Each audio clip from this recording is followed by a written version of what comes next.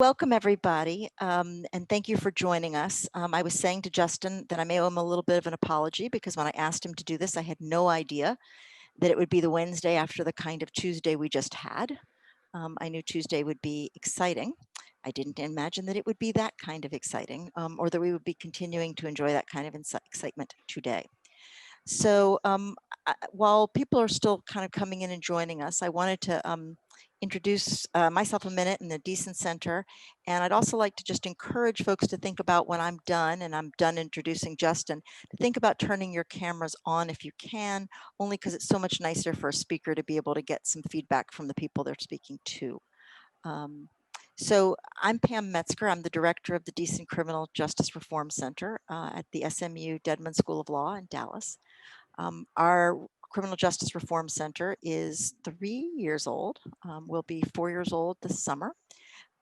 We focus primarily on 3 areas: on public defense from beginning to end, in both the systemic delivery of public defender services, as well as more particular questions about what it means to have quality in public defender services and what it means to have access to counsel, with a particular emphasis on early stage access. Our second area of focus is prosecutorial charging discretion. We're actually doing research in 3 mid-sized jurisdictions, think more like Topeka than Los Angeles, where we're asking prosecutors how they make their charging decisions, how they think they make them, and then we take a look at what they're actually doing. And we're asking some really interesting questions about why it takes prosecutors so long to file charges in cases and whether that's really necessary. Our third area of focus is on what we call STAR communities, small, tribal, and rural criminal justice communities. As you might imagine, there's a fair amount of overlap in our conversations about defense, about prosecution, again, particularly in the context of charging and charging delay, and small, tribal, and rural criminal justice communities. So we are really thrilled this year to be hosting our Criminal Justice Reform Workshop Series.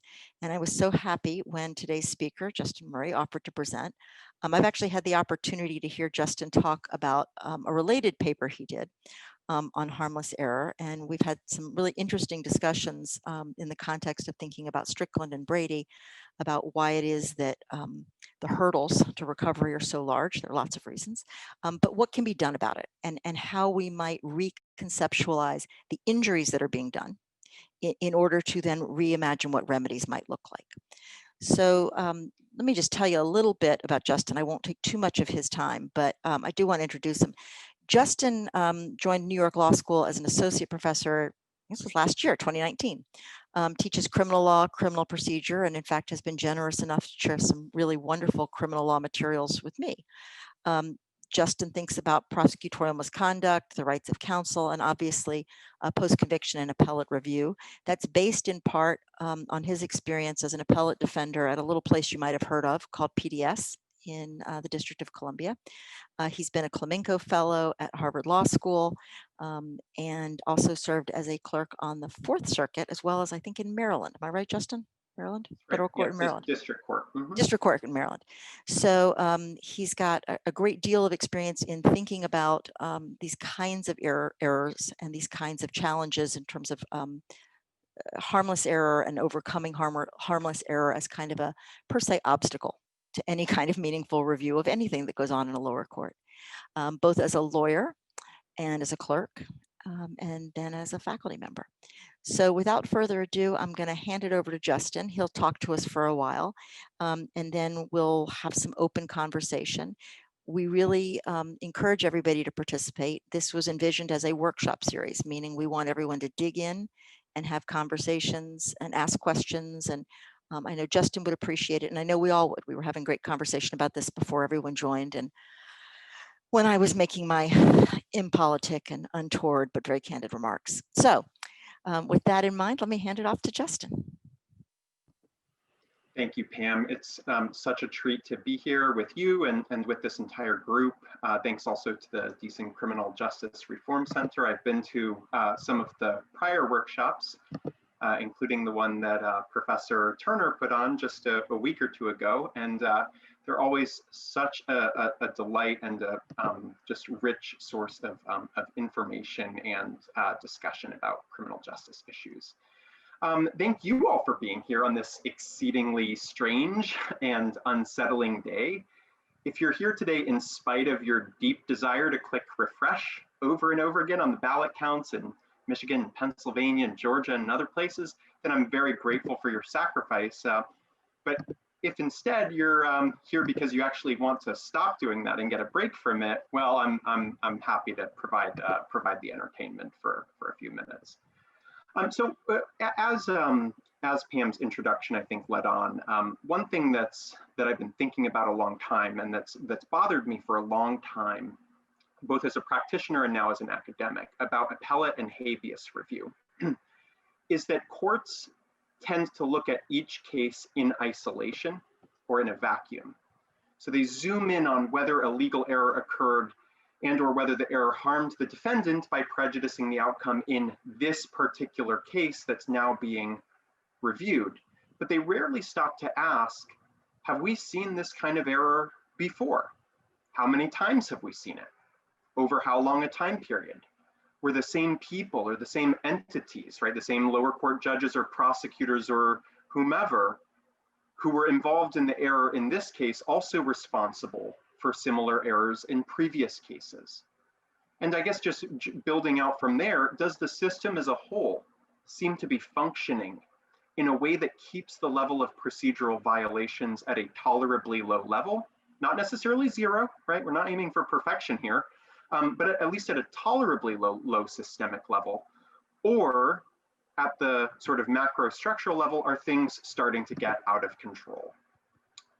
Under existing doctrine, courts have very limited room to consider these kinds of questions. And a key reason why is the harmless error rule, which generally speaking, there are some exceptions which we can get into if people are interested, but generally speaking, the rule tells appellate courts and habeas courts that they can't reverse or vacate the trial court's judgment. They can't do anything, really, unless the error in question affected the outcome. So in this project, I'm developing two interrelated critiques of the conventional outcome-centric approach to harmless error. The first part of my critique, and frankly, I think the most important one, has to do with accountability. No matter how many times a trial judge, a prosecutor, or an organization, or a particular jurisdiction's criminal justice system as a whole violates a certain legal prohibition, the standard of review on appeal or habeas never changes. The question always remains, given the entire record in this particular case, did the error affect the outcome? And as many people on this call know, with startling frequency, reviewing courts conclude that the answer to that question is no. The error did not influence the outcome, and therefore we are not going to do a darn thing about it. When this happens in one case after another, time and again, the potential efficacy of reversal as an instrument of deterrence is undermined, and the lower criminal courts are left free to continue business as usual, even if business as usual means routinely violating the law. So that's the first problem, accountability. The second problem is, in my view at least, somewhat less urgent than the first, but it's still, I think, worth discussing as part of the larger story here.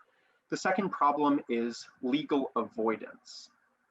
Because courts are free to decide which issues in a case they want to tackle first, appellate or habeas courts can affirm on harmless error grounds, right, rule against the criminal defendant without ever deciding whether procedural law was violated in the first place. And so who cares? The reason to care is because harmless error rulings are outcome-centric under current law, and as a result of that, they're inherently fact-bound. They tell judges, prosecutors, and others what they can get away with, but not what they're supposed to be doing in the first place, what they were supposed to be doing in this case, and also more importantly for this project, what they ought to be doing going forward. As far as solutions go, what I'm proposing in this piece is that we more or less keep the existing effect on the outcome path to reversal. So in other words, just like under current law, if the defendant can show that the error affected the outcome, they get a reversal on that track. But I want to supplement it with a second track that a defendant can potentially benefit from, even if the defendant cannot establish outcome determinative prejudice. So the second track would be a balancing test. More about why I'm a little nervous about that in a minute. I'll shelve that for a second. So under this balancing test, a reviewing court would try to get a rough handle on the benefits of reversal, including the deterrence-related systemic benefits, but also other benefits, right, having to do with providing individual redress to the defendant, right, for various forms of injury that the defendant may have suffered, right, because there can be forms of injury aside from losing the case and having the outcome be affected. And then once you get a handle on those benefits, you weigh it against the familiar costs of reversal. Courts know what these costs are, right? They talk about them all the time in their harmless error decisions and their Strickland prejudice decisions. It's just things like the inefficiency of remands, the possibility that you might get an erroneous acquittal or an unduly lenient sentence if you wipe out the conviction, especially if a lot of time has elapsed, witnesses are gone, and so on and so forth. Balancing tests like this one always make criminal law scholars, and I suspect some of the practitioners who are on the call, a little bit jittery. I'm no exception to that. But many scholars over many years have tried proposing categorical fixes to the harmless error rules' many pathologies. And what I have in mind there is automatic reversal rules, right? So an error of this type happens, reversal automatically follows with no case-specific remedial inquiry. And courts just aren't buying what we've been selling. And in some situations, at least, I actually think that there's something to be said, not everything to be said, but at least something to be said for courts' skepticism of unbending rules of automatic reversal in this space. So bottom line, while I recognize that balancing is a risky gambit, I still think that it would be a major improvement on the status quo. Because after all, the status quo recognizes only one path to reversal, focused solely on the outcome, and it entirely ignores systemic considerations and injury involving non-outcome related legal interests. So there's a lot more I could say, but I think Q&A is a lot more fun than hearing me monologue. So why don't we do that? All right, well, I'm going to moderate the Q&A, and I'm going to take the moderator's privilege and go first, because I have a question, which is, Justin, what about the possibility that it's set up this way on purpose? In other words, it seems to me that maybe you're trying to solve a problem that courts don't want to solve. And, you know, that the cynic in me believes that this is why Strickland works the way it does, it's why Brady works the way it does, that this is very deliberately set up to avoid answering the tough questions that you propose in your balancing test. Yeah, so I think that that's a possibility, a strong possibility, and I don't want to discount it. I've spent a lot of time over the last few years kind of digging around in the kind of main historical cases over the last century in the harmless error space, and I've been really startled to see how little explicit engagement there has been with the idea of whether the test for harmlessness should focus solely on the outcome. It's in almost every case I've ever seen, and certainly the Supreme Court cases, it's basically just assumed. So there's a whole lot of debate that goes on about whether there should be harmless error review at all, right, as opposed to automatic reversal. But startlingly little, at least written reflection. There might still be some sub silencio reflection, right. So I take your point there, but very little in the way of reasoning. And so I think that there is some room for litigants or academics to come in and say, you know, very limited stare decisis here because it's not clear that the judicial mind was focused on the particular question. Now, with that said, right, we do see some patterns that emerge in the case law over time. And so I think there's something to it. That said, I think that, you know, if litigants are able to highlight some of the patterns of systemic illegality and some of the accountability deficits and bring those to the attention of appellate courts and trace it back to the overuse of the harmless error rule, I think it is conceivable that you could cultivate an appetite for the type of analysis that I'm proposing, especially because of the balancing escape hatch, right? So Right. judges that are really, really worried about reversing in situations where they would want to affirm, right? My test gives them a doctrinal way to do that, right? But I don't want to oversell it. It is hard. But I think it gives them a middle ground between the current harmless error framework and automatic reversal that I think it's possible they might be interested in looking at in certain kinds of situations. So let me follow up with another question that's a little unfair, but because it's a lawyer's question for a lawyer in the context of a scholarly paper. So I'm asking you to put on both hats. Yeah. Which is to say, if I'm a judge, wouldn't I rather skip the messiness of going through the test, skip the challenges of fighting against harmless error, and just say, look, it's the inherent power of the court in this instance to act because I see this abuse over and over. And when Great. I think, yeah. Okay, great. So I think that that's a really valuable point, and I think that argument is largely not available doctrinally in federal courts.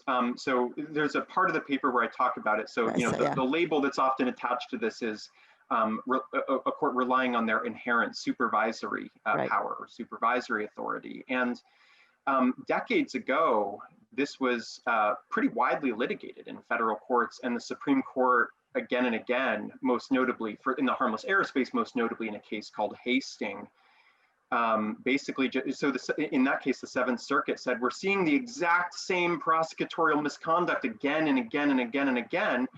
And they issued an opinion that didn't expressly say we're doing supervisory power to reverse, but that was basically what was going on. And the Supreme Court said, you can't do that. You're circumventing the harmless error rule. Yeah, but as a lawyer, I mean, so I'm pushing you though, as a lawyer, if you were going to make this pitch, which one would you make to a court? Because I agree with you. I mean, this has been the supervisory power in the federal courts, although Melody may have a different take on how far that gets you. But I don't know. I'm just curious, as a lawyer, how do you see yourself getting getting a judge to bite? Yeah. So, I mean, if I'm in state courts and there's not clear precedent on supervisory power, I'd be really open to, giving it a go and saying, don't follow the federal law in this area. So, I mean, in some states, they've expressly followed Hastings, and so the path is similarly closed off, but every state can be different. And especially in the current atmosphere with the federal courts being what they are, in some states, you might have some appetite, right, for creating some daylight in the supervisory power area. I don't know, though. I mean, I might be interested in trying to argue in the alternative, right? Supervisory power can be a risky way to frame a claim. A lot of judges have serious worries about its legitimacy, right? Because at least to a lot of judges, it feels like that's where you go when you don't have like legal authority, right? As you say, we have the inherent authority because I can't point to something outside of my inherent authority. And so I think, and that's why the Supreme Court pulled it back, and why I think a lot of other judges have a similar instinct. So the advantage from a practitioner standpoint of saying this is an interpretation of the harmless error rule is because you're not telling judges to create it from their own inherent authority that they might doubt exists, right? You're saying, no, it's the statute. Right. It's the court rule. We're just asking you to give it a different interpretation than you traditionally have. Interesting. All right, I'll stop hogging the airspace, but that's what I've been thinking about. Great.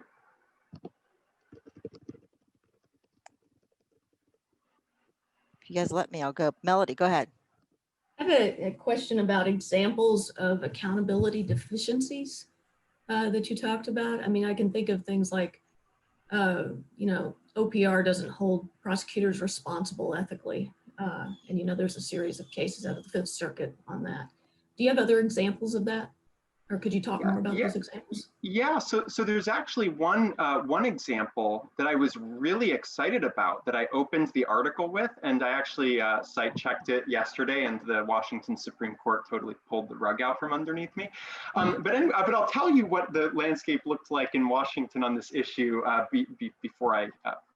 before July, as I discovered yesterday, and then I'll tell you what happened in July. So it has long been black letter law at least in Washington state, and I think as a matter of constitutional doctrine everywhere, that if courts want to impose physical shackles on criminal defendants during their in-court appearances, there are situations where they can do that, but they have to make some findings, right? And there needs to be a compelling case-specific reason for doing so. And going back to some of the points I was referencing earlier about the multiplicity of interests, right? Outcome interest and non-outcome interest for both kinds of interests, right? Both because shackles might prejudice the judge, they might prejudice a jury who sees the shackles, but also just because they're dehumanizing, right? They deprive the defendant of the dignity that should be accorded to them when they're in the courthouse or when they're outside the courthouse. But that might be too much to hope right now. Now, that was the law, but the law wasn't being followed, okay? So trial courts, and you all may have similar stories from your state, but trial courts all across the state of Washington were just deferring to the sheriff, right? And the appellate courts kept telling them, it's not the sheriff's call, it's your call. You can't just defer to the sheriff. You can't have a policy that just says, as a routine matter, we're gonna shackle everybody without making a finding. And they just kept doing it again and again. And what happened is it kept going up to the Washington appellate courts, and over a period of about 4.5 years, Washington's appellate courts, I think all of them, the intermediate appellate court, they held that there was a violation of the law in this area 15 times. And every single time they held it harmless and didn't do anything. And so it continued. And it continued in such a flagrant way that at least in the jurisdiction that gave rise to this recent Washington Supreme Court case, it was right there in a written policy, right? So the trial judge was so sort of, certain that they wouldn't get held accountable about it, that they were willing to put the routinized illegality right into the policy. Now, it turns out, right after I submitted the paper for publication and then forgot about it for a few months, the Washington Supreme Court comes out with this amazing opinion where they hold that that the error in that case was in fact harmful, applying the Chapman standard, so it takes a little wind out of my sails. But I suspect that I could come up with, that I could find a number of other examples. I mean, I already have. There are many other examples in other areas of law, probably in shackling, but certainly with prosecutorial misconduct, with certain kinds of sentencing errors, certain types of confrontation clause violations. And I invite you all, right, with your kind of wealth of experience in various jurisdictions to point me in the direction of other possible examples. Did you find any examples in terms of delay in first appearances, for example? We see that a lot. That is, so that's a really interesting and tricky one. So this is one of the limits of this paper, okay, is that there are certain areas where I suspect that there is an awful lot of systemic illegality going on. But even with harmless error is not kind of the main problem, right? The main problem might have to do with the lack of interlocutory review, right? And then there might be rules about, after you have a final verdict, the whole thing's moot anyways, right? Which could resemble a harmless error analysis, but it's technically, analyzed differently. So, one of the things that I really wanted to talk about in this paper, for example, is bail, right? Is just, for example, in jurisdictions where trial judges are legally supposed to be making case-specific findings about the defendant's ability to pay before setting bail at a particular amount. And of course, they often don't do that. It'd be really nice if appellate judges would maybe take a look at that sometimes. But the types of appellate review issues that I'm dealing with are you know, what is the appellate judge going to do after there's a verdict, after there's an outcome? And my sense is that by that time, they just say, we're not interested in looking at these pretrial rulings, right? Perhaps because they erroneously don't see the way in which being detained pretrial or having all your money taken away from you can impact what happens at a trial. I was, my name's Ken O'Sullivan. I don't know if you can hear me. Yes. Yeah, loud and clear. Hi, thank you. So I'm visiting on the Zoom call from Las Vegas, and in doing my ballot yesterday for the election, I read on a paper called the Nevada Independent, the judges' columns, their cases, and there was one case where a public defender in Las Vegas had a client who mouthed to the judge, "Thank you," when he was given a public defender. And the judge took exception with that and raised his bail from $3,000 to $1 million.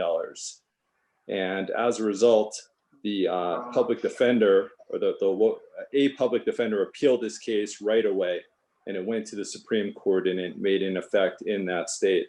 So I think that might be similar to what you were talking about with bail questions, because one of the scariest things that I've heard from my friends that are lawyers, I'm not a lawyer, but one of the scariest things that I've heard from my friends is, you know, getting a contempt of court and, you know, maybe being shackled in a jail. And sometimes in election seasons, there are unfortunately issues of politics. You know, different states elect judges, sometimes by a meritocracy being appointed, sometimes it's by election, sometimes it's, you know, no one else chose to run in that jurisdiction or something, you know. So not all of the judges are, you know, as high a standard sometimes as we would want. And sometimes they have bad days and personal crisis, and they can be kind of harsh on their decisions, both to give someone a contempt of court or to impose a realistic bail that reflects the injury or potential harm to society that was occurred with the crime. Yeah, I mean, I think that that's a really great example of the type of ruling that you get when trial judges or magistrate judges, as the case might be here, right, just feel like this is my fiefdom and nobody's really watching what I do, and nobody is going to be able to do anything about it, no matter how flagrantly I violate the law. So, you know, on the one hand, it sort of is an illustration of the motivational impulse behind this project, but on the other hand, in a way, it might illustrate some of the limitations of trying to disrupt that kind of behavior by focusing on harmless error review, where you're usually not able to, you know, even get an appellate judge's or a habeas judge's attention until you have a final judgment. Thank you. Can I bounce back to Melody's question about initial appearance, because this is like a real obsession of mine. Great. Yeah. And I took the liberty of posting the article. Melody, if you want them, they're examples, because one of the things that strikes me is that there's also got to be some appetite by the defendant for all of this, right? I mean, this is the same problem that inheres in all of the suppression motions and all of the kind of policing function that defendants and their lawyers do about system error. I think there's a question of appetite, and I guess a related question of how much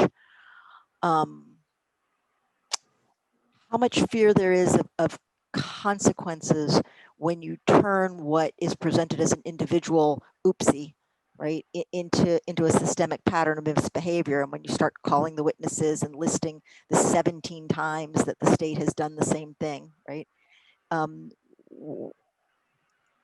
Is there a sense, and I guess I'm really talking to those who practice more than those who just teach, but you know, Justin, you're new enough, but you're still in both worlds. I'm just tangentially in the other world.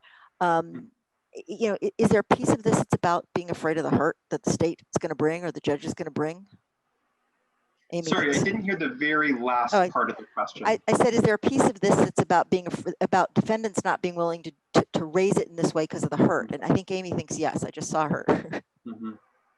I'll say, so I was a federal public defender in San Diego for a long time, and Melody, to your point, we litigated pretty vigorously the pattern of Rule 5 violations. And we actually got a district court order from those inherent supervisory powers where the prosecutors had to give a list of everybody who hadn't been presented timely, and we started getting crazy dismissals. It was very, very strange. But I think, we tried to lodge it with a number of clients who were relatively sympathetic, and we were only really able to litigate it once we had a client that they wouldn't give us anything to get rid of this systemic challenge. And then I think the other thing, reading your paper, which I think is so interesting and so important, because I think one of my beefs with discussing this as the criminal legal system is I think that particularly at the trial level, the law is not followed pretty frequently. And I like that you're highlighting that in this piece and calling that out. But I think one of the things that occurred to me in your discussion of this analysis and this issue with patterns is, what do you do in those courtrooms where you don't have a strong public defender system or someone like the Deason Center who's able to do that data and really bring these, because you're talking about these appellate decisions in Washington with the shackling. I'm sure there were a lot more. I suspect it's a tip of a massive, massive iceberg. Absolutely. So like by the time something gets up to the appellate court, it is sort of, yeah, you're talking about the iceberg, but it's usually something much more pervasive. Mm-hmm. And so what do you do in particularly, because the Deason Center talks about these rural jurisdictions, or, I practice in Alabama where the misdemeanor courts are not even courts of record, right? Mm-hmm. So like, I would love harmless error. Yeah. Right. You'd love anything, right? Other than you have to rely on like the judge's notes or the whatever. Yeah.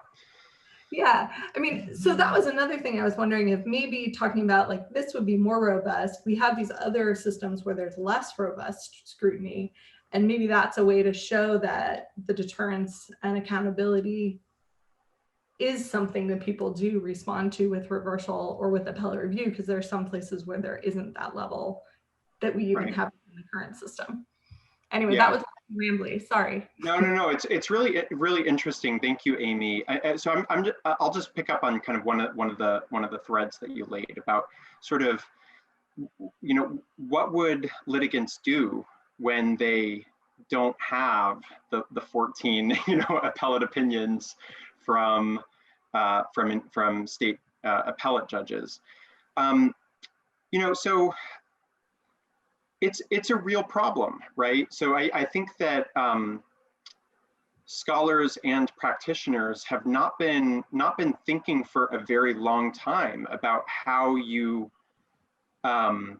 aggregate criminal justice data. Well, people like Pam, have, and so there are people who have been starting to have these conversations, but it's relatively new, right? And so I think methods are still being developed, but in some ways there's like a sort of what's the cart and what's the horse problem, right? Like which one comes first, right? Arguably there's not that much of an incentive to develop the methods for aggregating data about errors that cut across multiple cases if the doctrine doesn't really give litigants ways to do anything with that data, right?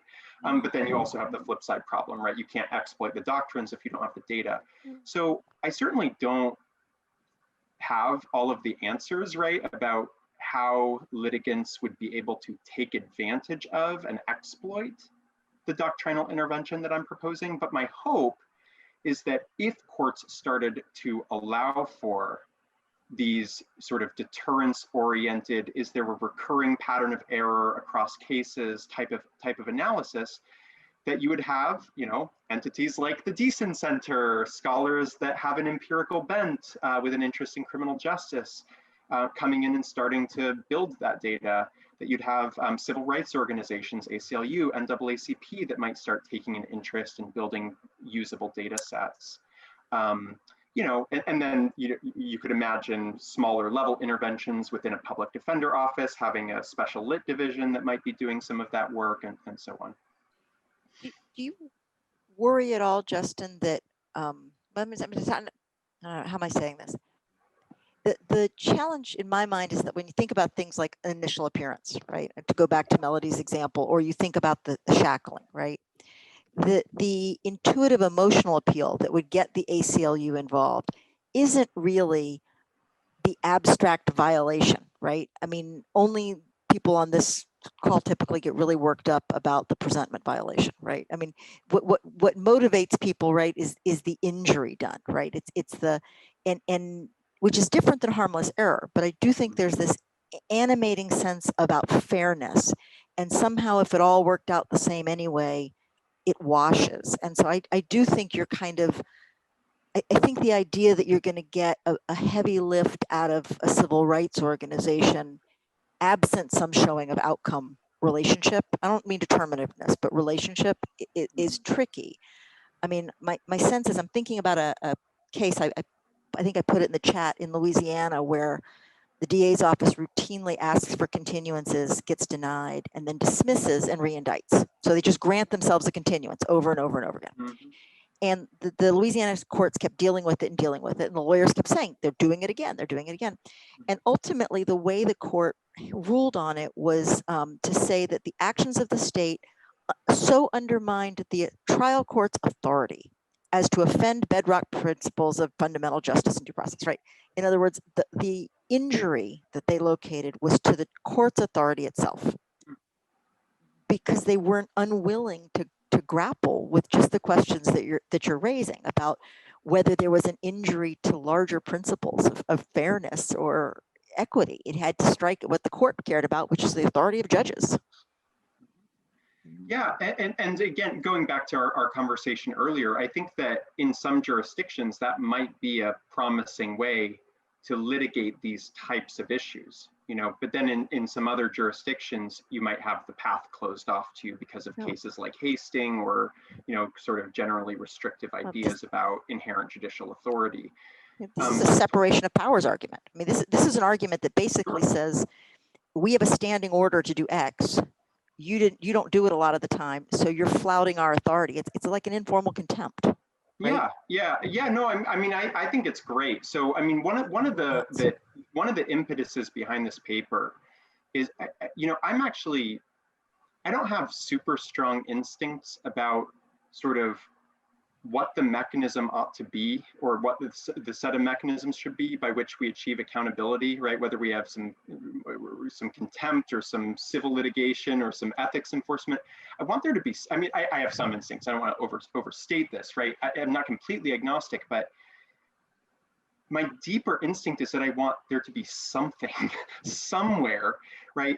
Whereas what I see right now is that everybody sort of points to some other kind of theoretically available remedial or regulatory outlet as an excuse for not doing anything in some other domain, right? Like we can have really crummy rules about qualified immunity because we have the exclusionary rule, great, right? And then you kind of flip frames over to the exclusionary rule cases, and they're narrowing the heck out of that, and they're saying, well, it doesn't matter because you've got these great civil options. And so I want the shell game to stop. Right. And you're not responsible, Pam, right? You're not responsible for the shell game. So it's like sure. not fair that I'm taking your very legitimate question as my occasion to like. I'm not insulted. And you know, Jennifer Lauren has a great article on the shell game, right? Her piece on remedial rationing. Yep. Right, which is brilliant, and I agree with you. I'm just really struck by the fact that what you say makes so much sense in terms of being a way of regulating systems and accountability, and dare I say, keeping people honest, which is not necessarily a priority of much of any of our system, but keeping people honest, right, and norming certain conventions and consequating failure. That I'm just really it is confusing why that doesn't happen, because something about what you're saying is so intuitive, right? Yeah, no, I think that's right. And I think my other response, other than the sort of flip, like somebody do something somewhere response, is that I think that there are some really significant advantages to that the type of regulatory lever that you're proposing. But I think that there are also some comparative advantages. There are some disadvantages to it, and then some advantages to having the to giving some authority to criminal defendants to act as a sort of private attorney general in this space, right? So there might be legal violations and recurring legal violations that an appellate court might kind of start to care about if somebody had the incentive to collect the data and help them care about it, right? But it might be harder for them to care about it if they're just kind of floating out there in a vacuum trying to vindicate their own authority, right? Yeah, that makes sense. Yeah, so what my proposal would do, it would tell the defendant, here, you have an incentive now, because if you're able to create the record, you actually get the remedy. Justin, hi. This is super fascinating, and I really like your proposal. I found it fascinating, and was wondering. I noticed that you mentioned herring in a footnote, and as somebody who teaches investigation, of course, that was the first thing that popped into my head. This looks like the herring test, and I was just wondering, in terms of strategy, why you don't make more of that. Or maybe that's a next paper, I don't know. But I feel like there's a strong argument for you, because herring was developed as a sort of, even from kind of the skeptical remedial viewpoint, that, we're worried about over deterring, and, even with police officers, that maybe courts shouldn't be, regulating police officers, or it's not likely to work, et cetera, et cetera. When you're talking about, regulating courts or prosecutors, you could make an even stronger argument that there's a role for, regulating systemic misconduct, intervening when there's systemic misconduct. So you have a really strong argument there that you can build on from herring. And I was just wondering whether that's kind of another project, or whether why you didn't pursue that further, because obviously you thought of it. I saw that you thought of it, but decided not to. Just one other point, people were asked, this kind of chicken and egg problem. Do you develop the doctrine first or the data first? It would be interesting to see. And I remember we looked a little bit at this for a paper on herring with Ron Wright and Kay Levine. But I'm curious if you could look and see if people are bringing claims on systemic misconduct by police officers and how that happens, and so on. And so you could do another paper on that. But just wondering if you had thought about pursuing that. Great. Jeannie, I love how you're like banging out a research agenda for me in real time. This is like the best kind of comment for a junior academic. Thank you. Yeah, so I've really gone back and forth a lot about how much time I want to spend engaging with exclusionary rule doctrine. On its face, the kind of core component of my proposal, right? Look at deterrence, and specifically when you're thinking about deterrence, look at patterns of error and how obvious or flagrant the error is. It does sound a lot like what herring did with the good faith exception to the exclusionary rule. And so on one hand, great, right? It's like this nice little doctrinal hook that people could use, right? So lawyers in the room, if you want to take it and run with it, like, draw an analogy to the exclusionary rule, great. From my perch, I'm nervous about it, because although I haven't studied the implementation of herring closely, the word on the street, from what little I know about it, is that it hasn't been great for criminal defendants, and it was not intended to be great for criminal defendants. Not. Right? That's right. So I'm almost trying to say, yeah, there's a nice little, there's a parallel, and that might actually worry you, right? But don't be too alarmed, because it matters a lot, right? It's what matters in doctrine is not just the words of the test, but the signals that a court is sending, right? The directionality of the change, right? So what I'm proposing is a broadening of review, right? So a court that embraces my proposal is saying, we're using these words, but we're using it to expand relief, not to retract it, right? Whereas Herring was emphatically trying to send the opposite kind of signal. And you could add that there's more of an emphasis on data gathering these days. And so maybe over time, you will have that. And I think, well, Pam has written about this, and Andrew Crespo has a, this article on systemic fact finding and I think he talks specifically about prosecutorial misconduct, as one of those that you can, and some courts are already gathering some data, and we're seeing more and more of that. So,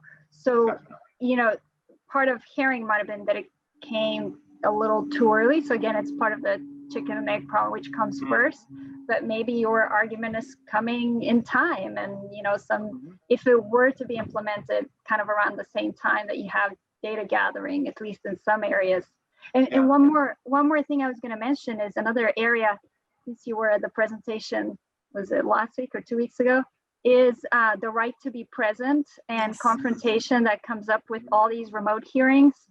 There's, I'll send you actually later some cases that, part of the question there is, okay, if we're having this video hearing, is it the functional equivalent of being present in person?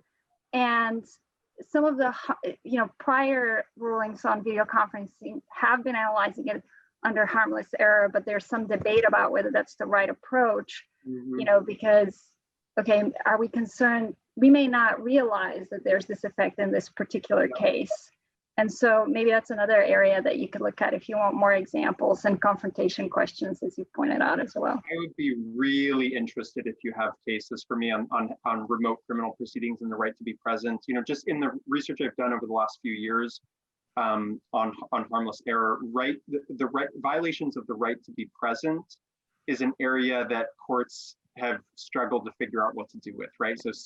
So there, some courts, some of the time, will apply automatic reversal in that space for various reasons. Sometimes it's we lack the epistemic capacity to figure out when an outcome has been affected by this type of violations. We just have to assume all of them do. Sometimes it's, even if there's not an impact on the outcome, it protects dignitary interests and autonomy interests that can be implicated regardless. But then some courts say they're doing a harmless error review and even say they're applying the usual tests, but then they fudge the analysis and actually end up doing something much more closer to the what I've in prior work called contextual harmless error review, where it's not necessarily about the outcome, but can potentially fold in injuries to other types of legal interests as well. So long way of saying, really eager to see what you have in the remote criminal proceedings. I'll send you a few. Justin, I want to piggyback on one thing that you guys were talking about, and I'm not an investigations person, but it occurs to me that I do think that the difference is that there are going to be different standards when courts review policing misconduct versus prosecutorial misconduct. And I think that has, I think you can't get around that, even though no court will acknowledge it. And I'm thinking about the Chicago stash house cases that were litigated by the federal defender out there. I don't know, Amy's nodding, but I don't know if you know these cases, but these are, and so, they made a very deliberate strategic decision to gather the data, which was Jenya's point. And then rather than going after the selective prosecution cases, they pivoted and went after the police. Right. Because their sense was that they would get farther alleging the pattern and practice there. And granted, it's a different problem than the kind of error you're talking about. But there's that same, I don't know, it just struck a bell with me that and I guess, Melody had said something to me about Batson, that there is this qualitatively different way in which courts judge what lawyers do versus the way they judge what other people do. Yeah.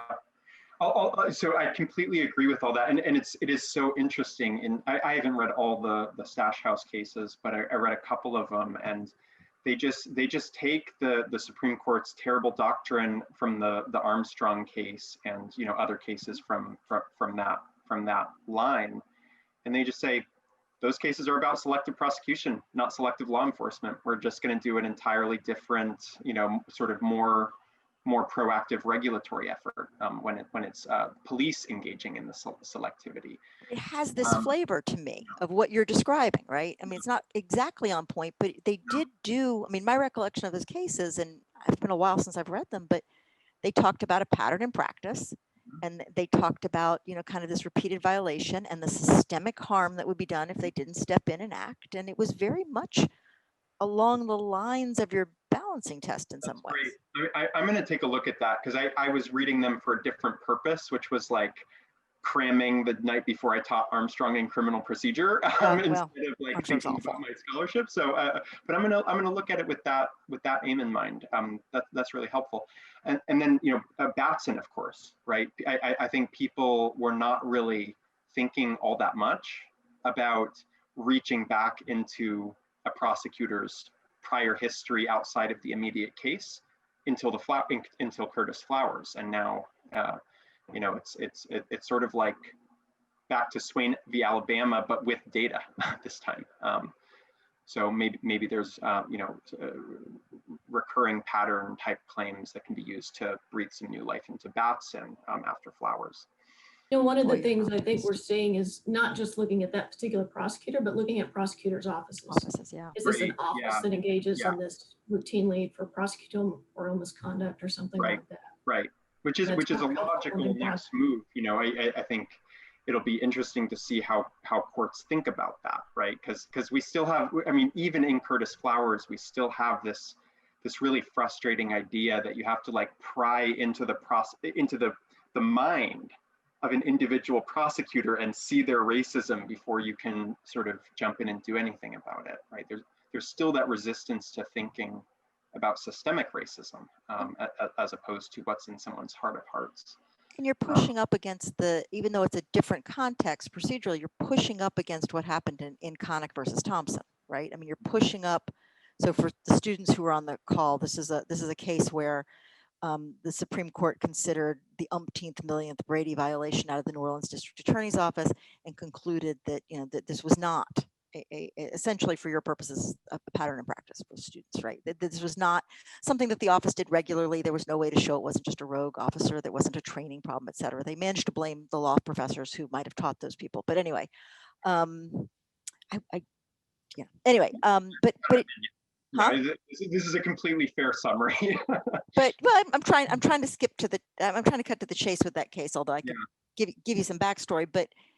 But what strikes me is, though, that again, that there's a real resistance, and maybe you're right that Curtis Flowers is going to change it. And it's interesting, it's another Louisiana case. But I mean, I took Connick versus Thompson as a real sign that never mind immunity doctrines, they're just not going to ask. I mean, you know, the lawyers care for other lawyers. It's why their names are never in opinions. Yeah. It's a huge obstacle, and it's tied to the data problem, right? The problem of, especially when you're dealing with prosecutorial error instead of trial judge error, you've got the problem of how are you going to aggregate it if each opinion that finds a prosecutorial error, the judges are so darn shy about putting the name in the record, the name in the opinion, right? I mean, you can still, right, if you're a sophisticated, you know, empiricist or investigator, you can still piece it together. You can go and look at the lower court records and figure out who counsel of record was for the government and then line it up with the case law. But it's a lot of work, and it's a lot of work by design, right? And this is kind of a point Pam's made a number of times, right? The appellate judges are trying to make it hard to find fault with individual prosecutors. So we've got, you know, probably another 5-10 minutes before folks are going to stop dropping off. I know some of the students have other obligations. So I wanted to ask Justin, do you have questions about, because this piece is really baked. I mean, I know Washington pulled the rug out from under you, and I don't know whether Fordham's going to let you swap out your facts there, but yeah, that's when you put in the frantic call to your editor. But I wondered if you wanted to talk about where you see yourself going next. I'm not trying to step into Jenya's shoes here in terms of giving you an agenda, but I know that mean, I heard like 3 ideas that you were talking about, and you have so many interesting ideas. And I'm just curious, where do you see yourself going on this trajectory with? Yeah, so, and so I guess one answer is that I also have other trajectories that I'm also interested in exploring. And Pam, you and I were kind of talking about one of those before the call started. But I'm definitely going to revisit some of these issues. So I think that one of the things that I'm likely to try to take back up is something that I only touched on a little bit in this piece, but that my last article was about entirely, which is there's these, there's certain criminal procedure rights, and this won't be a shock to anyone on the call, where courts engage in a type of analysis that looks very, very, very much like harmless error review, but they don't call it that, right? So with the Brady doctrine, right, governing a prosecutor's discovery obligations, we talk about it under the label of materiality. And so the question is, evidence is only material, not just if it helps the defense a little bit, but if it's so helpful that there's a reasonable probability that the outcome would be affected. And then same thing with Sixth Amendment, ineffective assistance of counsel doctrine under the Strickland standard, right? The Supreme Court tells us there's no violation of the Sixth Amendment unless there's a reasonable probability that counsel's ineffectiveness might have altered the outcome of the proceeding. So I previously talked about how, I'm kind of worried. So I've got problems with harmless error review. I've got even more problems with these other doctrines because of the weird way in which courts basically say that a defendant's legal rights are not even violated, and no legal error even takes place until the test for harm is satisfied. Right. And the reason I worry about that is because then you have not only appellate and habeas courts sort of fudging the outcome-centric harmless analysis, but you actually have prosecutors for Brady or sort of trial judges facing pre-trial ineffective assistance of counsel claims that, and now they're thinking about prejudice and harm too, and doing sort of really devious. That's a great project.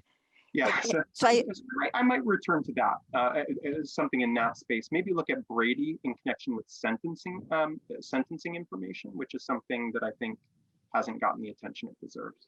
So just on that note, I assume you have listened to the oral argument in Juan Smith, in the Juan Smith case? I have not gotten to the oral argument yet, but I'm excited. So this is the case that comes right after Connick versus Thompson, and I think had it come before, that case would have come out differently. Oh, this is the 2012 Brady case, right? I thought you were talking about something from this. Yeah, no, this is yes, definitely. And you listen to that. If you've listened to that oral argument, I mean that's your, you could just play that as the opening coda to your paper, and you'd be. Totally. So just as background for people who aren't privy to it, it's just this really interesting back and forth where I believe it was New Orleans again, right? It was. Right? Yeah. So they're back in front of the Supreme Court. Yep. On an alleged Brady violation, and their defense there as well. It wouldn't have made a darn bit of difference to the outcome, this evidence that we suppressed. And the Supreme Court was like, they were sort of, their heads were blown, right? We didn't, right. Yeah, it wasn't a violation to suppress it because we knew when we suppressed it that it wouldn't have been important anyway. Right. Yeah. And justices from across the ideological spectrum were pushing back on this, saying that can't possibly be how our doctrine of materiality is supposed to work. And the New Orleans prosecutor's like, well, that's pretty much what you told us in the case law. Anyways, I actually kind of see the point in a way of the New Orleans prosecutor. And I think that the Supreme Court has made a bigger mess of that area of law than maybe they even care to recognize, as evidenced by that oral argument. Yeah, I think that's right. Well, anybody have anything else? Because I did tell people that we try and conclude. I've been running these a little longer than I'm supposed to, apparently. So I don't want to suck people's afternoons up, particularly because I see a lot of tired faces and some anxiety. I suspect I'm not the only person who didn't get a lot of sleep last night. So Justin, I want to thank you. This was, I mean, and Amy and Melody and everyone else who's on this call. I know I saw a couple of other people, and Ken, very nice to meet you. And it was just a great conversation, and I am really looking forward to seeing what comes next and reading more of these things. And Amy. Thank you, Pam, and thank you to everyone who came today. It was I really enjoyed it, learned a lot from all of you. Well, thank you so much, everybody, for joining us. Just so you know, next month, the first Wednesday of the month is when we do these. Maybelle Romero will be presenting a paper on lowball criminal defense. So I think everyone knows where that one's going.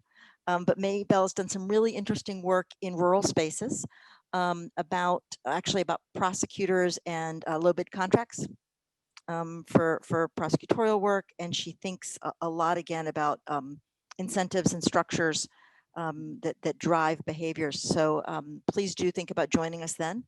And we'll have another series coming out in the spring. Kenitra will be announcing that soon for what we're doing next semester. And for those of you who are interested, let me just let you know that on the 18th of November, two of our data scientists, Dr. Andy Davis and Dr. Victoria Smagaki, will be talking with a group of rural criminal defense practitioners about the right to counsel in rural areas. And that's part of our STAR Justice series for small tribal and rural communities. And that'll be November 18th, same bat time, same bat channel. So you can look for information online or on our website, and we hope you'll join us then.